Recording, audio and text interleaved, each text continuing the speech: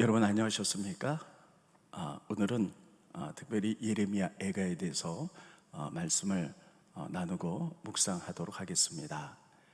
예레미야 애가는 예레미야가 이스라엘 민족이 바벨론 나라에 완전히 멸망한 후에 파괴된 예루살렘 성전을 보면서 그 위에 앉아 슬픔을 노래했던 이런 비탄의 시로 되어 있습니다.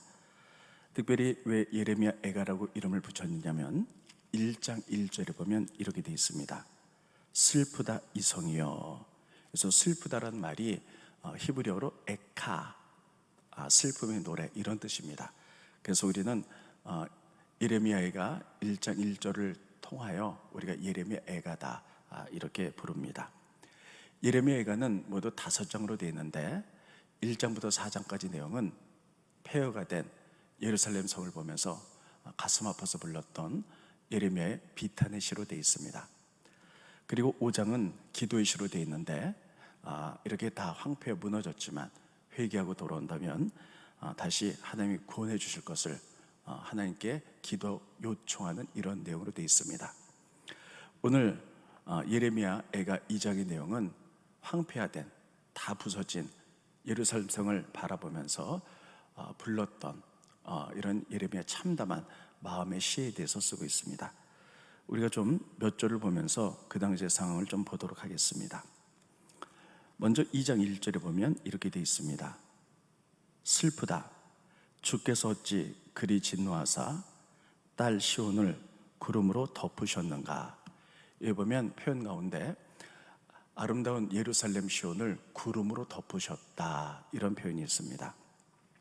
구름으로 덮였다는 것은 하나님의 얼굴이 가려졌다는 것을 의미합니다.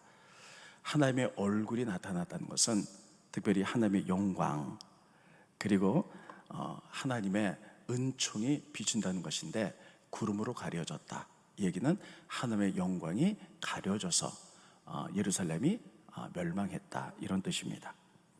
또 2장 3절에 보면 맹렬한 진노로 이스라엘의 모든 뿔을 자르셨으며 원수 앞에서 그의 오른손을 뒤로 걷어들이시고, 여기 보면 뿔을 자르셨다라는 말이 나옵니다. 뿔이라는 것은 특별히 영광을 의미합니다. 하나님께서는 그 이스라엘의 영광, 예루살렘의 영광을 다 잘라내셨다. 그래서 이스라엘이 멸망했다. 또 원수 앞에서 오른손을 뒤로 거두셨다, 이렇게 표현하고 있습니다. 오른손이라는 것은 하나님의 권능을 오른손으로 표현하고 있습니다. 하나님의 권능이, 하나님의 영광이 다 없어져서 이렇게 패망하게 되었다라는 그런 비탄의 시를 2장 3절에 쓰고 있습니다. 그리고 2장 9절에 보면 이런 내용이 되어 있습니다. 성문이 땅에 묻히며 빗장이 부서져 파괴됐고 왕과 지도자들이 율법 없는 이방인들 가운데 있으며 그 성의 선지자들은 여호와의 묵시를 받지 못하는도다. 다시 보면 성문이 땅에 묻히고 빗장이 부서졌다는 것은 예루살렘 성이 완전히 멸망했다. 왕과 지도자들이 율법 없는 이방인들의 가운데 있으며, 그 여기는 왕과 이스라엘 많은 사람들이 바벨론 포로로 잡혀갔다. 그리고 그 성의 선지자들은 여호와의 묵시를 받지 못한도다. 예루살렘 성전이 완전히 멸망해서 파괴되어서 하나님과의 계시가 완전히 끊긴 이런 폐허가 됐다라는 것들로 노래하고 있습니다. 그러면서 11절에 보면 이런 모습을 보면서 예레미야가 얼마나 애탄한지 그 슬픈 마음에 대해서 쓰고 있습니다. 내 눈이 눈물에 상하며 내 창자가 끊어지며 내 간이 땅에 쏟아졌으니 이는 내 딸 내 백성이 패망하여 특별히 다 망했는데, 그것을 보면서 내 눈이 눈물에 상했다. 예레미야는 나라가 예루살렘이 멸망한 것을 보며 얼마나 많이 울었는지 내 눈이 다 짓물렀다. 내 창자가 끊어졌다, 이렇게 표현하고 있습니다. 여러분, 우리가 가장 가슴 아픈 것을 특별히 단장, 창자가 끊어진다, 이렇게 표현합니다. 예루살렘의 멸망을 보면서 예레미야는 얼마나 가슴 아팠던지 눈물이 눈에 가득하여 눈이 짓물렀고 내 창자가 끊어지는 이런 고통이 있다라고 이렇게 비탄의 시를 2장에 쓰고 있습니다. 그래서 17절에 결론적으로 이렇게 얘기합니다.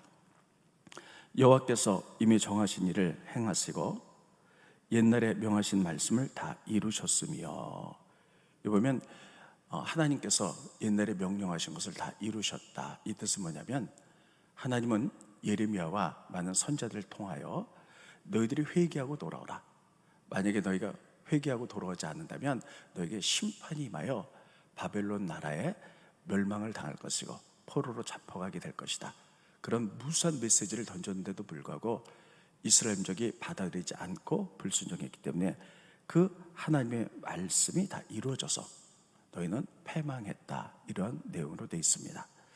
그래서 예레미야가 2장에 보면 예레미야가 다 황폐해져서 무너진 예루살렘 성곽에 앉아서 가슴을 치며 그렇게 비탄한 이런 노래 내용으로 되어 있습니다.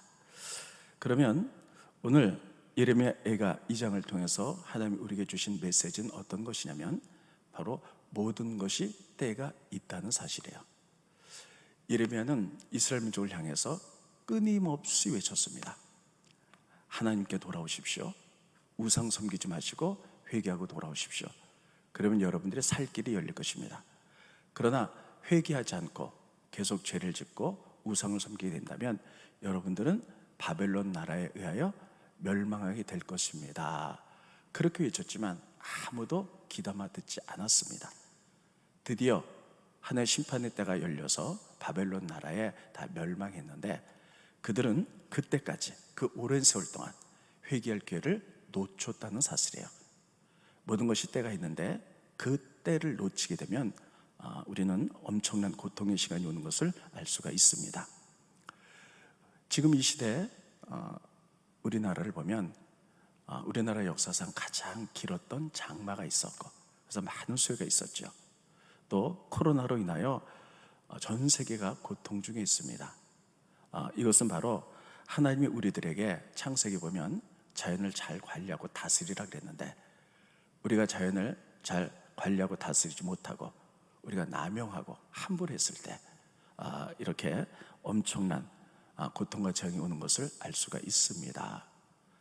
어떤 자연주의 학자는 이렇게 얘기합니다. 이제 시작이다. 앞으로는 더 큰 자연 피해와 고통이 올 것이다, 이렇게 얘기합니다.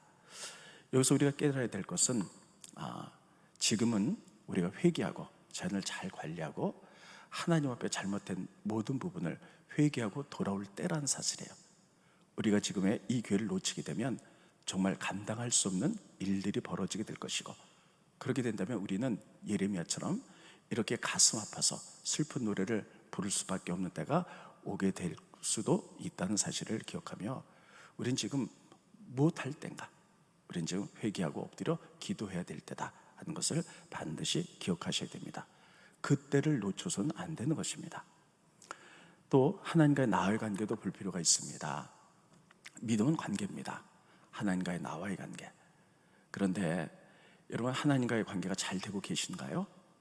물론 많은 분들이 하나님과의 관계가 잘 된 분도 계십니다. 또 그러나 또 많은 분들이 하나님과의 관계가 어그러진 분, 죄악으로 인하여 잘못된 관계를 갖고 계신 분도 많습니다. 하나님 말씀하십니다. 회개하라, 돌아오라, 나와 함께 바른 관계를 갖자.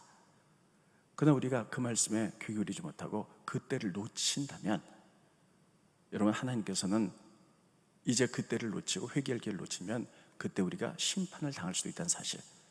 하나님이 우리에게 심판을 주실 때 여러분, 그 심판은 우리가 감당할 수 없는 많은 고통을 수반합니다. 그런 것이 오기 전에 우리 예레미야 애가를 읽으면서 우리들이 회개할 것은 없는가, 하나님과의 관계를 보시고 세상과의 관계도 보시고 이웃과의 관계도 보셔서 우리가 그런 관계를 잘 맺어나가고, 관계가 뒤틀린 것이 있다면 회개하고 돌아와 하나님의 심판을 우리가 받지 않는 여러분과 제가 되기를 바랍니다. 아무튼 지금은 하나님 앞에 모두 모여 엎드려 회개할 때입니다. 기도하겠습니다. 고마우신 주님, 은혜를 감사함을 드립니다. 예레미야 애가 2장의 말씀을 통하여 지금 무엇을 할 때인가를 우리가 말씀을 들었습니다. 지금은 이제 모든 사람들이 엎드려 회개할 때입니다. 하나님과의 관계는 바로 돼 있는가? 이웃과의 관계, 또 나 자신과의 관계, 자연과의 관계는 잘 되고 있는가 생각해 보며, 우리가 그 관계가 뒤틀리고 잘못됐다면 우리가 좀 회개하고 엎드릴 때임을 깨닫습니다. 하나님의 음성을 듣지 못하고 회개할 기회 그때를 놓쳐버리면 우리가 예레미야처럼 가슴치며 통곡하고 자복할 때가 온다는 사실을 기억하며 때를 잃지 않고 엎드려 회개하여 회복의 역사가 일어날 수 있도록 축복하여 주시옵소서. 예수님의 이름으로 기도합나이다. 아멘.